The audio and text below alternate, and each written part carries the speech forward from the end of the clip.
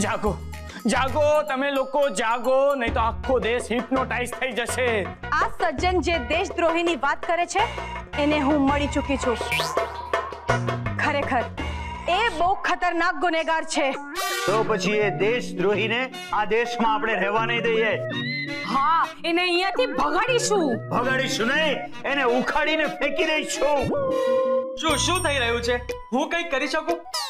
શું આપણા દેશ પર કોઈ વિઘ્ન છે? એમ સમજો અર્જુન કે હવે હસ્તિનાપુર ઉપર દુર્યોધન રાજ કરશે. ના, કદાપી નહીં. શાબાશ વીર અર્જુન, શાબાશ.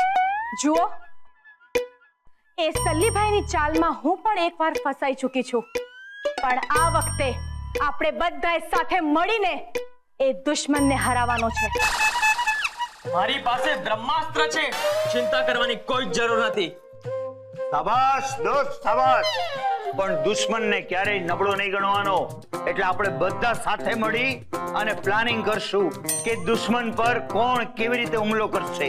બરાબર છે જનરલ સાહેબ. અને આ તમે ઓપરેશન દેશદ્રોહીના ઇન્ચાર્જ છો, તો પ્લાનિંગ શરૂ કરો. યસ, પ્લાનિંગ શરૂ. તો સાંભળો.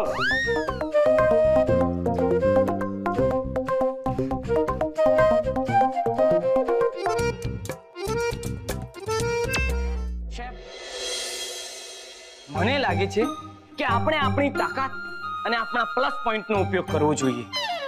યસ, અને મારો પ્લસ પોઈન્ટ એ છે કે હું બહુ સરસ રીતે વાત કરી શકું છું. મેડમ, એક રીતે જોવા જઈએ ને તો નેતાઓના માઇનસ પોઈન્ટ છે. એ લોકો ફક્ત વાત જ કરી શકે છે. તું મને ટોન્ટ મારે છે? ના ના, હું તો સીધું જ કહું છું. સીધી વાત કરનારા મને પસંદ છે. Thank you madam. હવે આપણે આ ફાલતુ વાત નહીં કરીએ અને એ વિચારીએ કે આ શેફ ગીતા, જનરલ અભ્યંકર અને સંદીપનો શું પ્લસ પોઈન્ટ છે અને એ લોકોને આ પ્લાનમાં કેવી રીતે ખેંચી શકાય. અભ્યંકર આર્મીમાં હતા, એટલે દુશ્મનો વિરુદ્ધ કઈ ચાલ ચાલવી જોઈએ એનું પ્લાનિંગ એમને જ કરવા દેવું જોઈએ. એમનો આર્મીનો અનુભવ અહીંયા કામ આવશે. હા મેડમ, આ એકદમ બરાબર બોલે. એક મિનિટ મેડમ. અભ્યંકર સ્ટ્રેટેજી. અને ગીતા શેફ રસોઈ બનાવવામાં એક્સપર્ટ છે. જો એમની રસોઈ બનાવવાની રીતને એ એમના શસ્ત્રની જેમ ઉપયોગમાં લે તો સલ્લીભાઈ મુશ્કેલીમાં મુકાઈ જશે. મેડમ, આ વાત એકદમ સાચી બોલ્યા તમે. અને મેડમ, મેં તો સાંભળ્યું છે કે ગીતાની રેસીપીથી તો દુશ્મન તો ઠીક, પણ આજુબાજુના બધા લોકો પણ ડરે છે. સરસ. તો પછી દુશ્મનોની શું હાલત થશે? ખાસ કરીને એમને ગીતા શેફની રેસીપીઓ વિશે કંઈ ખબર જ ના હોય ત્યારે. બરાબર બરાબર. ગીતા શેફ, વાનગીઓનું શસ્ત્ર. અને સંદીપ? સંદીપ ઉર્ફ અર્જુન. સંદીપનો પ્લસ પોઈન્ટ છે મેડમ એની હિંમત અને એનો દેશ પ્રેમ. સાચું બોલે મેડમ, એનો દેશ પ્રેમ તો કમાલ છે. એક મિનિટ મેડમ. સંદીપનો દેશ પ્રેમ. Yes madam.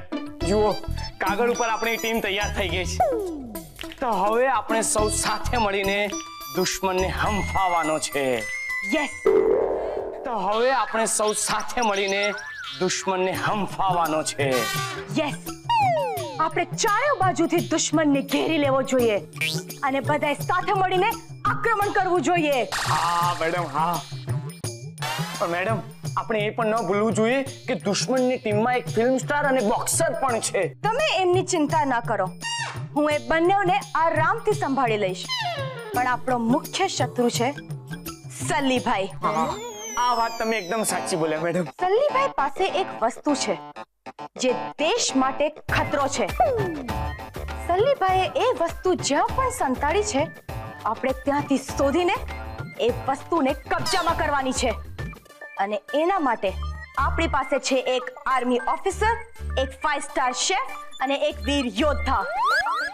અને સલ્લીભાઈની પાર્ટીમાં એક હિરોઈન છે અને એક બોક્સર છે. અને એ બંનેને આપણે કાબુમાં રાખવા જ પડશે. જે કામ હું કરવાની છું. મળી ગયો. લડવાનો આઈડિયા મળી ગયો મેડમ. બોલ બોલ, શું છે આઈડિયા? આઈડિયા એવો છે ને કે મેડમ, ના ના ના ના ના ના ના, એડવાન્સમાં ખુશ થવાનો કોઈ અર્થ નથી પાર્થ, કેમ કે જ્યારે આમ કોઈ આઈડિયા વિચારીને પહેલા જ ખુશી જાહેર કરી નાખી છે ને ત્યારે હું મારા આઈડિયામાં ફેલ ગયો છું. માટે અત્યારે આની વાત કરવી બરાબર નથી.